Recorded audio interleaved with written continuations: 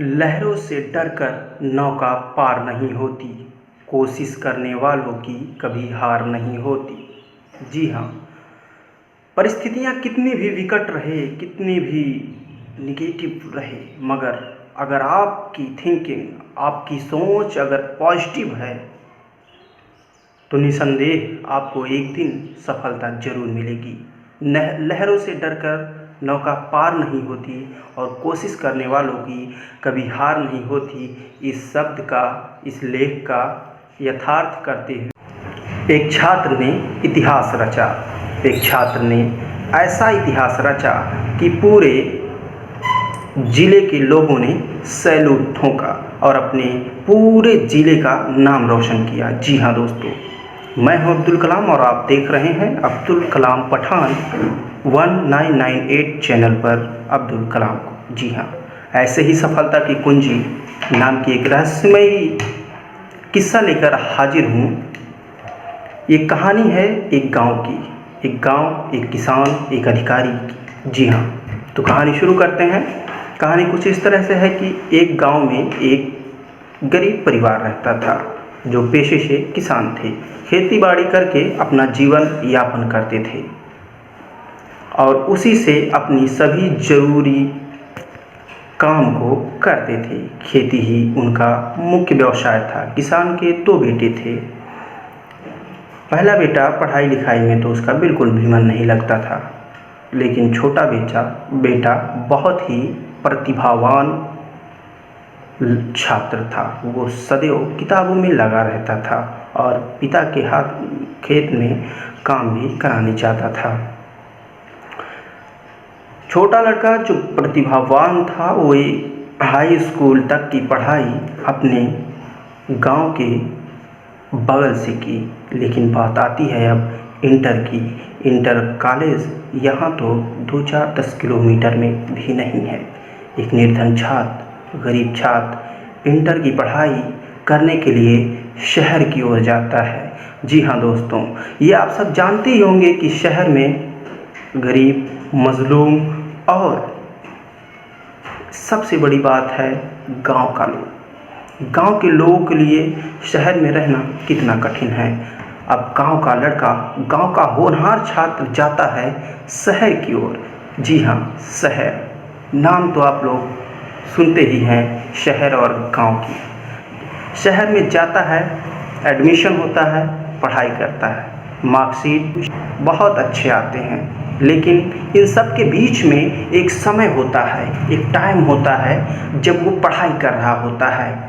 बच्चा टॉपर रहता है, मगर कहानी उसकी क्या होती है ये बताता हूँ।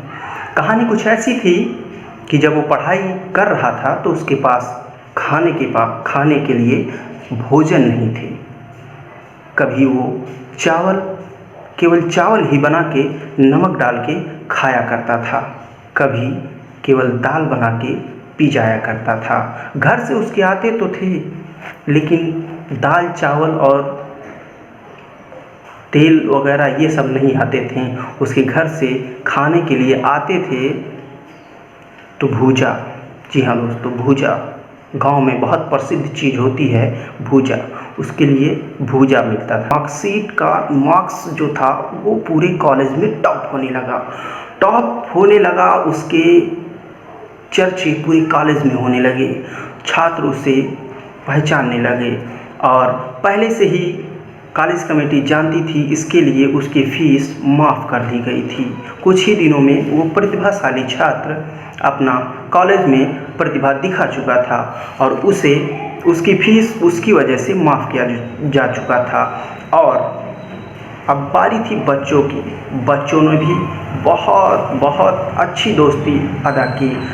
जब टिफ़िन लाते थे तो टिफ़िन उसे भी कराते थे। टिफ़िन में शेयरिंग होती थी, लोग खाना खाते थे और उसका भी होने लगा। इस तरह से निर्धन छात्र, गरीब छात्र, गांव का लड़का पहुंचता है एमफिल तक की पढ़ाई पूरी कर ली। पढ़ाई पूरी करने के बाद लड़का आईएएस की एग्ज़ाम देता है। आईएएस एग्ज़ाम में उसका चयन होता है।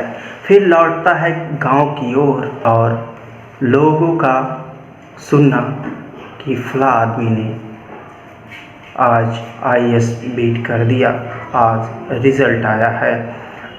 बच्चे, बूढ़े, जवान, गांव के सभी खुश थे कि हमारे गांव का एक लड़का आज आईएएस बना। और लड़का वो जिसके पास खाने के लिए भोजन नहीं हुआ करते थे, लड़का वो जिसके पास पैरों में पहनने के लिए चप्पल नहीं हुआ करती थी, लड़का वो जिसके पास फटी पुरानी पैंट होती थी, लड़का वो जिसने कभी बनियान पहना ही नहीं, सिर्फ शर्ट से काम चलाया। जी हाँ दोस्तों, लड़का कभी बनियान नहीं पहना, सिर्फ शर्ट से काम चलाया।